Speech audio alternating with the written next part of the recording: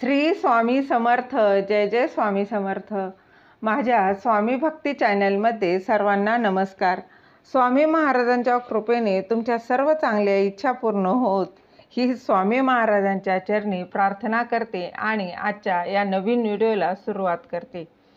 श्रावणी सोमवारी शिवामूठ कशी वाहावी, त्याचबरोबर श्रावणी सोमवारचा उपवास कसा करावा, तो कधी सोडावा, त्याचबरोबर शिवामूठ वाहताना कोणता मंत्र बोलावा याची संपूर्ण माहिती मी तुम्हाला या व्हिडिओत सांगणार आहे. भगवान शंकरांचा सर्वात आवडता महिना हा श्रावण महिना मानला जातो. श्रावण हा सणांचा महिना अशी त्याची ओळख आहे. श्रावण एक अर्थी उत्साहाचं, चैतन्याचं प्रतीक मानला जातो.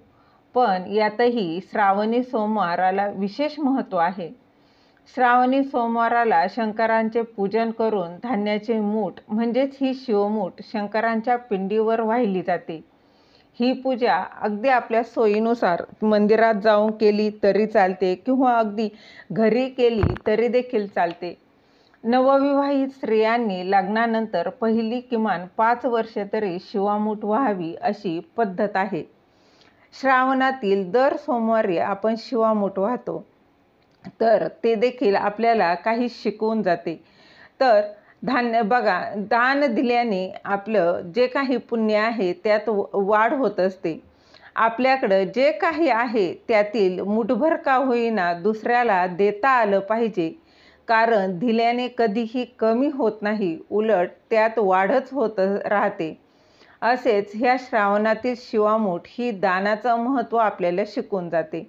याविषयी अधिक माहिती जाणून घेण्याआधी तुम्ही माझ्या स्वामी भक्ती चॅनलला सबस्क्राईब नक्की करा. भगवान शिवाला ज्याप्रमाणे आपण बघा पाण्याचा अभिषेक करतो, दुधाचा करतो, पंचामृताचा करतो, अगदी त्याचप्रमाणे त्यांना प्रिय असणारा धान्याचा एक प्रकारे शिवामूठ म्हणजेच हा धान्याचा अभिषेक असतो. शिवामुठीचं व्रत हे आपण दरवर्षीच करतो. अगदी आपले कितीही वय झाले असले तरी देखील हे व्रत करू शकता, याला काहीच बंधन नाही. तसेच या व्रताची बघा पूजेची सुरुवात ही आपण दिवा प्रज्वलित करून करायचे आहे. तर तुम्ही घरी करू शकता किंवा मंदिरात, जिथे तुम्हाला शक्य असेल तिथे तुम्ही करायचे आहे. दिवा प्रज्वलित करून घ्यायचा आहे. त्यानंतर त्या दिव्याला हळदी कुंकू लावून घ्यायचं आहे. त्यानंतर संकल्प करूनही तुम्ही हे व्रत करू शकता. संकल्प कसा करावा याचा व्हिडिओ मी आधीच आपल्या स्वामी भक्ती चॅनलवर टाकलेला आहे, तुम्ही तो पाहू शकता. अगदी त्याचप्रमाणे संकल्प करायचा आहे.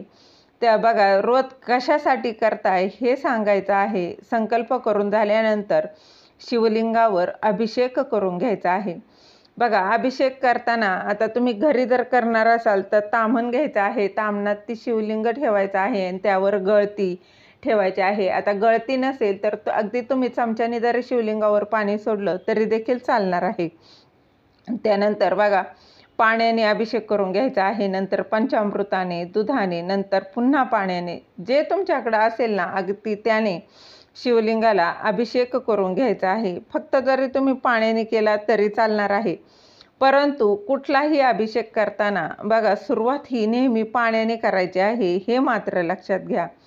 अभिषेक करताना ओम नमः शिवाय, ओम नमः शिवाय या मंत्राचा जितका जमेल, जसा जमेल तसा जप करायचा आहे आणि हा मंत्राचा जप करून अभिषेक करायचा आहे.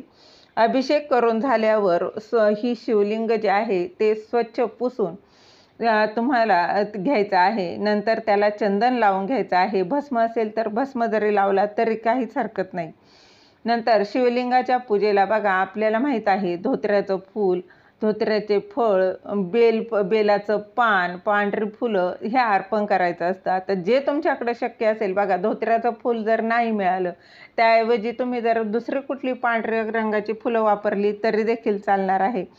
बेलाचे पान 108 असतील तर अतिशय उत्तम, नसेल तर अगदी एक जरी बेलाचं पान असेल ना तरी देखील चालतं.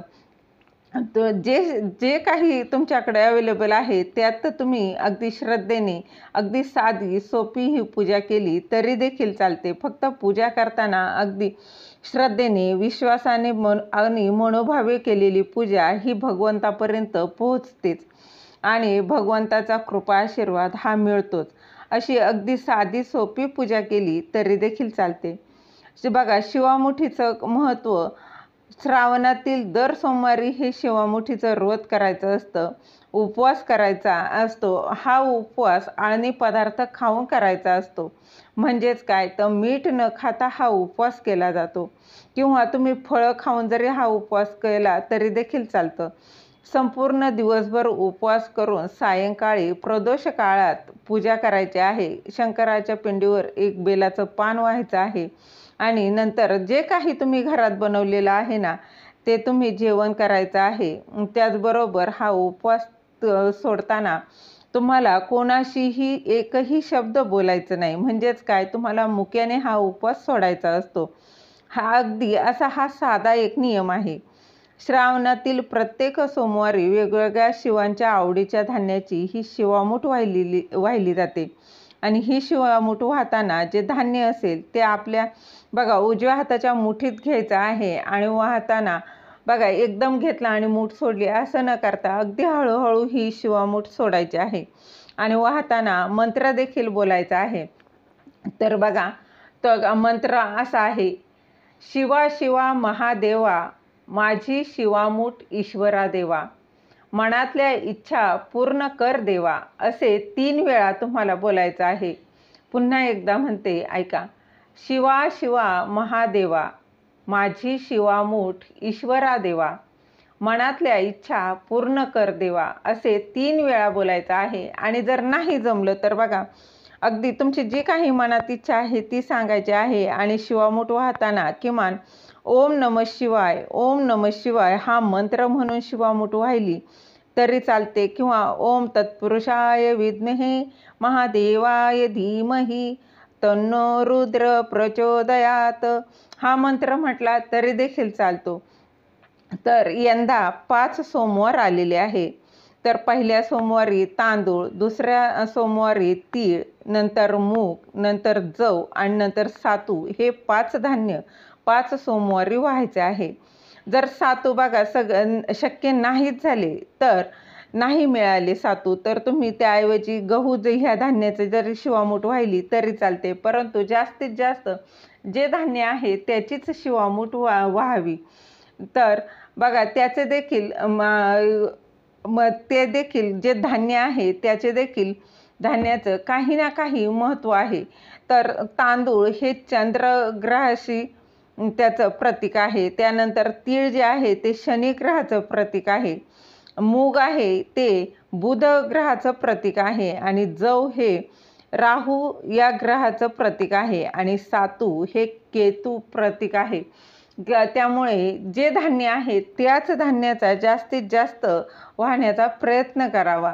हे बघा, हे काहीच शक्य झालं नाही ना, तर अगदी जे काही असेल ते किमान तुम्ही तांदूळ तरी अर्पण करायचे आहे. त्यानंतर तुमची मनातील इच्छा सांगत ही शिवामूठ वाहिली तरी चालते. त्यानंतर हात जोडून आपल्याला पूजेत कळत न कळत आपल्याकडून जर काही चूक झाली असेल तर आपण माफी देखील मागायची आहे. महादेव हे अगदी भोळे महादेव आहेत, त्यामुळे ते नक्कीच माफ करतात. फक्त आपली श्रद्धा असावी. शिवमूठ वाहिल्यानंतर नैवेद्य अर्पण करावा. त्यामध्ये तुम्ही दुधाचा नैवेद्य अर्पण करू शकता, फळं, साखर, अगदी जे काही शक्य असेल त्याचा नैवेद्य तुम्ही अर्पण करू शकता.